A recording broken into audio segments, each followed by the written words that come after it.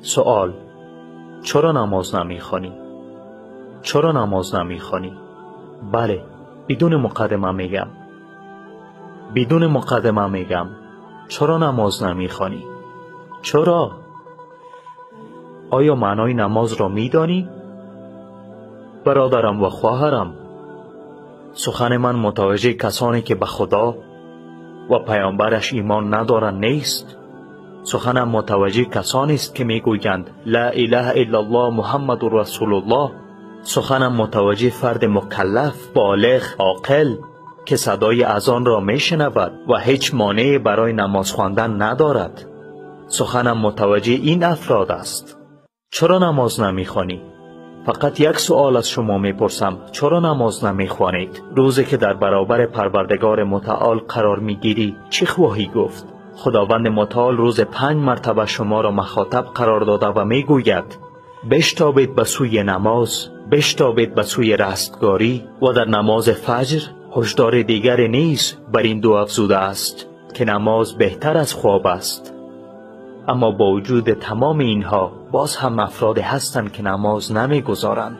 واقعا دردآور است، نماز نمیخوانند. نماز را برپا دارید و با برده های خود به خوبی رفتار کنید. اینها آخرین کلمات بود که بر زبان آورد رسول خدا صلی الله علیه و سلم. نماز نور چهره است، نور قلب است و نور زندگی است. تمام ریسمان ها پوسیده می شوند مگر ریسمان نماز. برادرم و خواهرم، مواظب باش که ریسمان میان خود و پروردگارت را پاره نکنی. نماز دروازه است که همیشه باز است. تمام درها می پوسند مگر این در، پس آن را نبند. گمان مکن که اگر صدقه بدهی اما نماز نخوانی صدقاتت برایت مثمر ثمر خواهد شد. خواهرم، گمان مکن که رعایت حیا و عفتت با وجود بینمازیت به تو سودی میرساند. نماز قبل از هر چیز، بعد از هر چیز و همراه با هر چیز است. نماز رزق و روزی می آورد و موجب جلب منفعت است. انسان را از زشتی باز داشته و تمام خیر دنیا و آخرت را متوجه انسان می کند. آیا دچار غم شده ای؟ آیا دچار مشکلات شده ای؟ آیا مشغولیت ها و مصیبت های دنیا تو را اذیت می کند؟ آیا واقعا در زندگیت مایوس شده ای؟ از نمازت محافظت کن. هرگاه برای رسول خدا صلی الله علیه و سلم در امر پریشانی و مشکل پیش می آمد به نماز پناه می برد.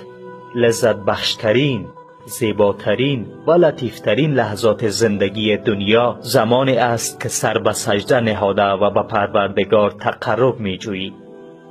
رسول خدا صلی الله علیه و سلم می فرماید نزدیکترین حالت میان بنده و پروردگار متعال زمان سجده است. ای کسی که گرفتار گناهانی، ای کسی که می خواهی از شر گناهان نجات یابی، به نماز پناه ببر. همانا نماز از کارهای زشت و ناپسند باز می دارد. می دانی خداوند متعال در این دنیا تو را به چه چیزی فرمان داده است؟ وما امروا الا ليعبدوا الله مخلصین له الدین حنفاء و یقیموا الصلاة.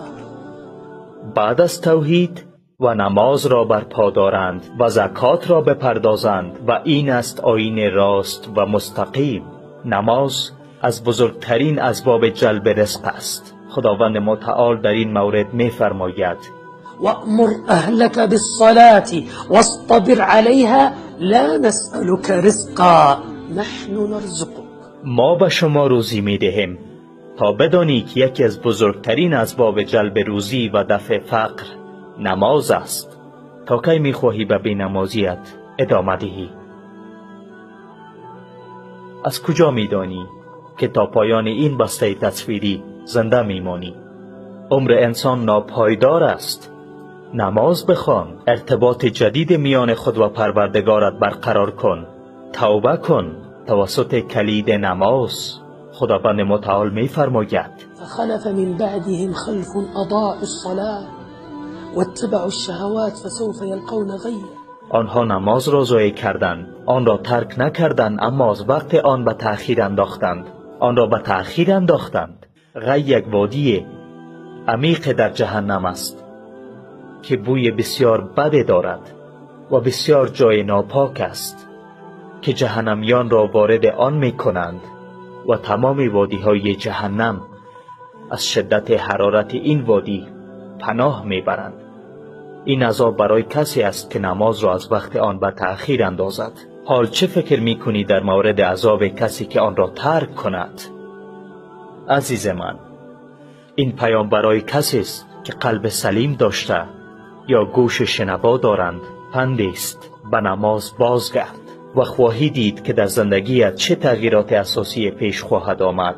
پروردگارا ابلاغ کردم. پروردگارا شاهد باش. پروردگارا تمام کسانی که در امر تولید این بسته تصویری شرکت داشتند و کسانی که به نشر آن می پردازند در روز قیامت شفیع همگی ما قرار بده یا رب العالمین. السلام علیکم و رحمت الله و برکاته.